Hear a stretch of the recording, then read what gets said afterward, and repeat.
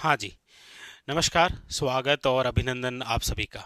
ऐसा उम्मीद है आप सब मस्त हैं और अपनी तैयारी में व्यस्त हैं। आइए शुरू करते हैं आज का हमारा सेशन। आज के इस सेशन के अंदर हम जिस बिंदु के बारे में चर्चा करेंगे, बहुत ही इम्पोर्टेंट और बड़ा ही महत्वपूर्ण, वो है आपके सामने राष्ट्रीय झील संरक्षण कार्यक्रम। अक्सर आप पुराने पेपरों के अंदर देखेंगे कि इस बिंदु से रिलेटेड आपको क्वेश्चन मिलता है कि ये जो राष्ट्रीय झील संरक्षण कार्यक्रम है, इसके अंदर राजस्थान से कितनी झीलें और कौन कौन सी झीलें शामिल हैं। क्योंकि 22-23 के पेपरों के अंदर आप ज़्यादातर क्वेश्चन देखने को मिलता है कि निम्न में से वह झील जो राष्ट्रीय झील संरक्षण कार्यक्रम में शामिल नहीं है। याद रखिएगा इस प्रकार से, ठीक है। यानी कि NLCP, national lake conservation project, ठीक है। अच्छा, ये जो राष्ट्रीय झील संरक्षण कार्यक्रम है, आप कहेंगे सर इसका उद्देश्य क्या है। देखिए, इसका उद्देश्य है कि जितनी भी झीलें हैं उनमें एक तो प्रदूषण को कम करना है, चाहे वो आपके शहरी क्षेत्र में हो या अन्य क्षेत्रों के अंदर। तो एक तो प्रदूषण को कम करना है और दूसरा उनके संरक्षण को सुनिश्चित करना है। ये इसका उद्देश्य है। आप कहेंगे सर ये कौन से विभाग द्वारा है, तो याद रखिएगा ये विभाग है आपके पर्यावरण व वन मंत्रालय। आप कहेंगे सर इस कार्यक्रम की शुरुआत कब हुई थी। शुरुआत हुई थी सन 2001 में, और प्रारंभ के अंदर जो वित्त पोषित था, यानी कि जो फंड का मामला था, वो था आपके 70-30। आप कहेंगे सर वर्तमान में राष्ट्रीय झील संरक्षण कार्यक्रम में केंद्र का कितना हिस्सा है और राज्य का कितना हिस्सा है, तो मामला 60-40 का है। 60 केंद्र का है और 40 क्या है, राज्य सरकार का। कई बार ऐसे भी क्वेश्चन आ जाते हैं, आपको बताइए कि राष्ट्रीय झील संरक्षण जो कार्यक्रम है, इसके अंदर वित्त पोषित का क्या मामला है। वित्त पोषित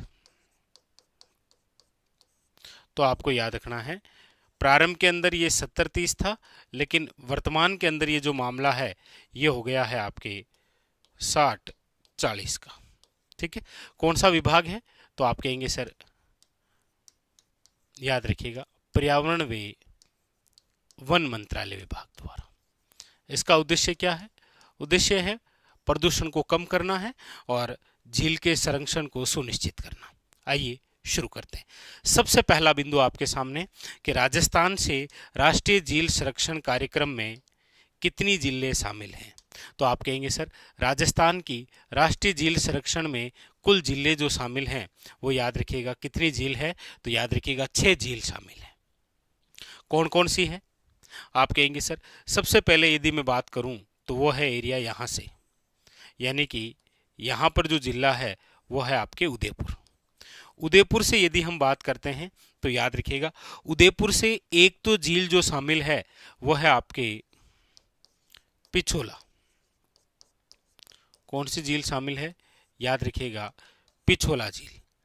अच्छा, दूसरी कौन सी शामिल है, तो दूसरी झील जो शामिल है वो है आपके याद रखिएगा फतेह सागर। एक तो पिछोला झील है और एक याद रखिएगा कौन सी है, फतेह सागर झील। दो तो उदयपुर की हो गई। दो ही जिले हैं आपके याद रखिएगा अजमेर की। कौन कौन सी, आप कहेंगे सर ये जिला अजमेर। अजमेर से एक तो है याद रखिएगा पुष्कर झील, और एक है आपके याद रखिएगा आना सागर झील। पुष्कर झील और कौन सी, आना सागर झील। तो 4 तो ये हो गई भाई, 2 उदयपुर की हो गई और 2 अजमेर की हो गई, ठीक है। एक हो गई आपके यहां,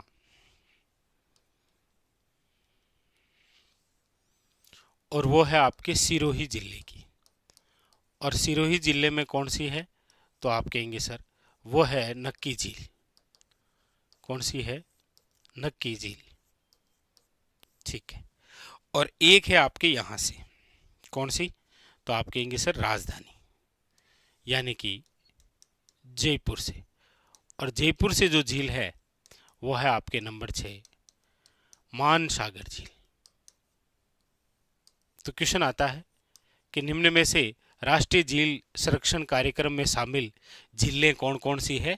तो याद रखिएगा 6 झील है। पिछोला झील, फतेह सागर झील, पुष्कर झील, आना सागर झील, नक्की झील शिरोई और मानसागर झील जयपुर।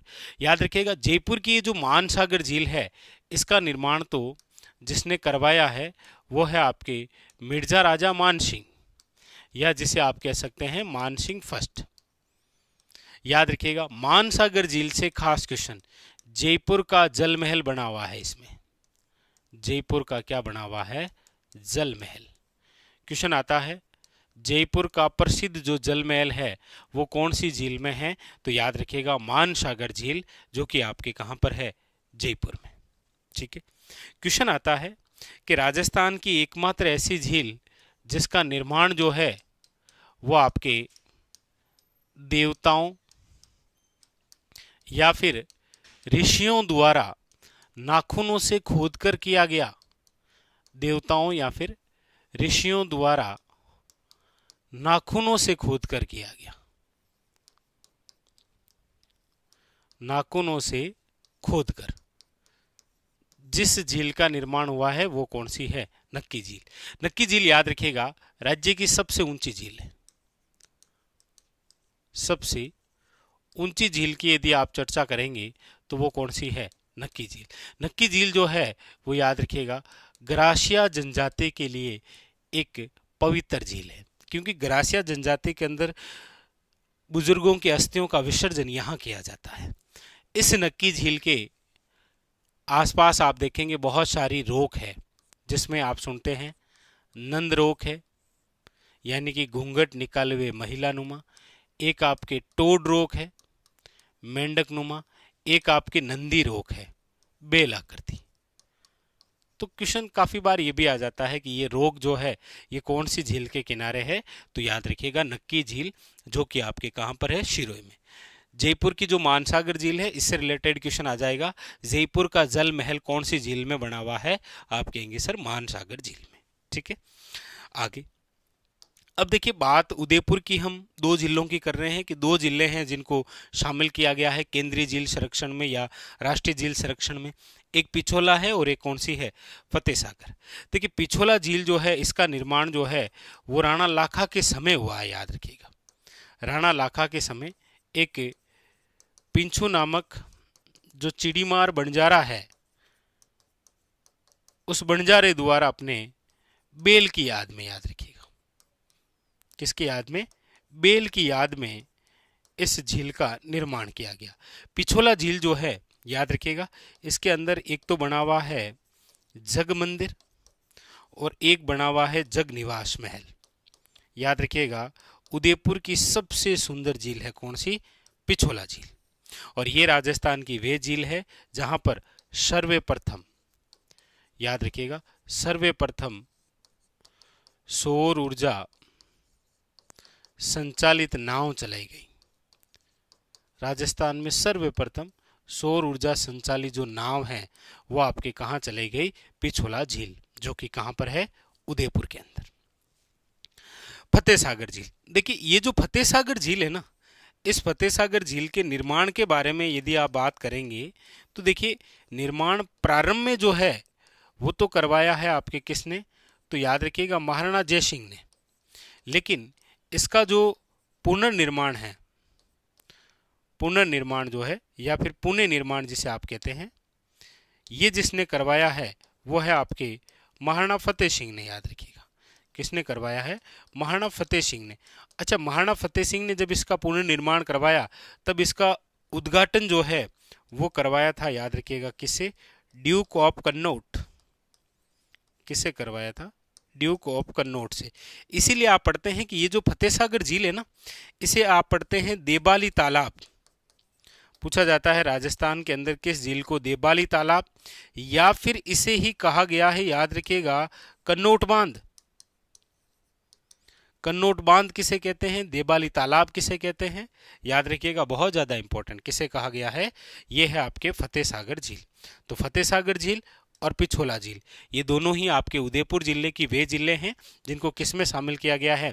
राष्ट्रीय झील संरक्षण कार्यक्रम में। बहुत ही इंपॉर्टेंट। अगली बात करते हैं अजमेर। और अजमेर के अंदर आप देख पा रहे हैं कि अजमेर की जिन दो जिलों को शामिल किया गया है उसमें एक तो पुष्कर झील है और एक कौन सी है, आना सागर झील।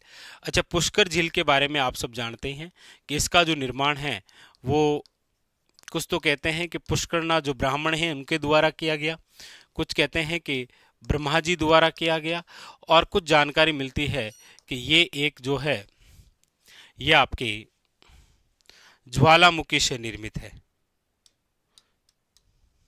किसे? ज्वालामुखी से निर्मित है।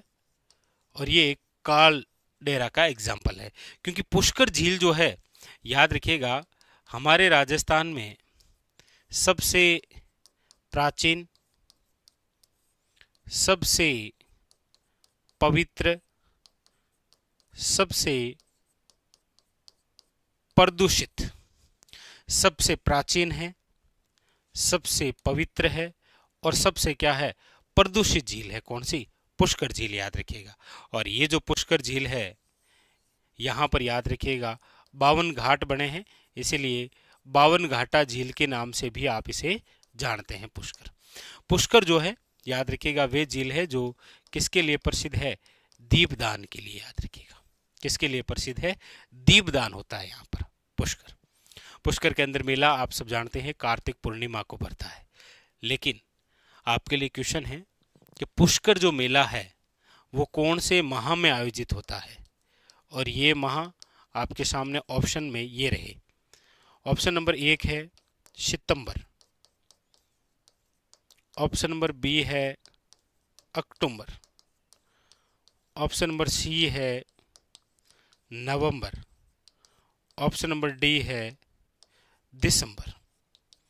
कि पुष्कर मेला कार्तिक पूर्णिमा को आयोजित होता है, नो डाउट, लेकिन क्वेश्चन आ जाएगा कि पुष्कर मेला भरता है, ऑप्शन में है सितंबर, अक्टूबर, नवंबर और दिसंबर।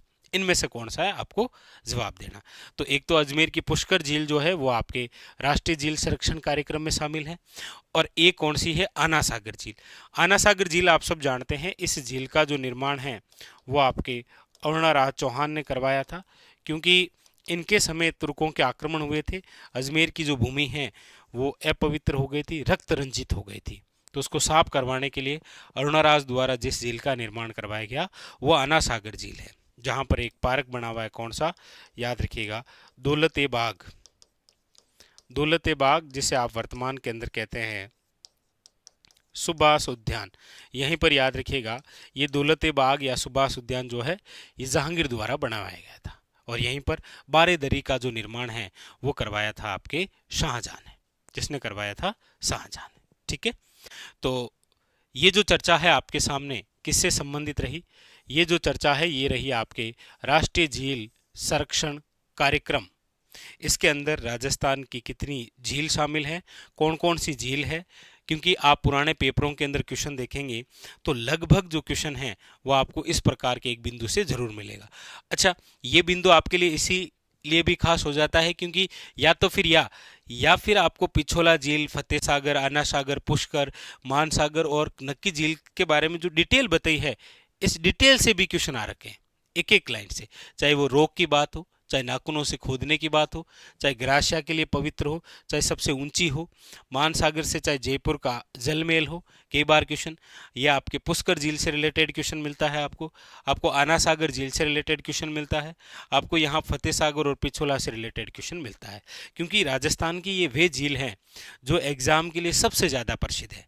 और देखिए, प्रतिदिन हम इसी प्रकार के सेशन लेकर आ रहे हैं पुराने पेपरों को देखते हुए कि पुराने पेपरों में प्रॉपरली किस बिंदु विशेष से क्वेश्चन आया है, ताकि उस बिंदु के इर्द गिर्द और भी बहुत सारे क्वेश्चन आपके क्लियर हो। तो आज का हमारा जो सेशन है वो था आपके राष्ट्रीय झील संरक्षण कार्यक्रम। स्टार लगा लीजिएगा, एग्जाम के लिए बहुत ज़्यादा इंपॉर्टेंट और बहुत ही ज़्यादा खास कोई ना कोई फैक्ट आपको देखने को जरूर मिलेगा, चाहे वो पुष्कर हो, आना सागर हो, जयपुर की मानसागर हो, पिछोला हो, फतेह सागर हो या फिर नक्की झील। ठीक है, और पुराने पेपर भी आप देखेंगे तो आपको यहाँ से रिलेटेड क्वेश्चन देखने को जरूर मिलेगा। ठीक है, प्रतिदिन इसी प्रकार के हम रोज एक एक सेशन आपके लिए कर रहे हैं ताकि आपकी जो तैयारी है उसका रिवीजन अच्छे से हो सके, क्योंकि देखिए अब जो समय रहा है वो रिवीजन का ज़्यादा है। तो मैं भी आपसे यही कहूँगा कि ज़्यादा से ज़्यादा आप रिवीजन करें, क्योंकि जितना ज़्यादा रिवीजन करेंगे चीज़ें उतनी ही आसान लगेगी आपको। ठीक है, चलिए ये था आज का हमारा सेशन। मिलते हैं इसी प्रकार एक और बेहतरीन सेशन के साथ, तब तक के लिए धन्यवाद।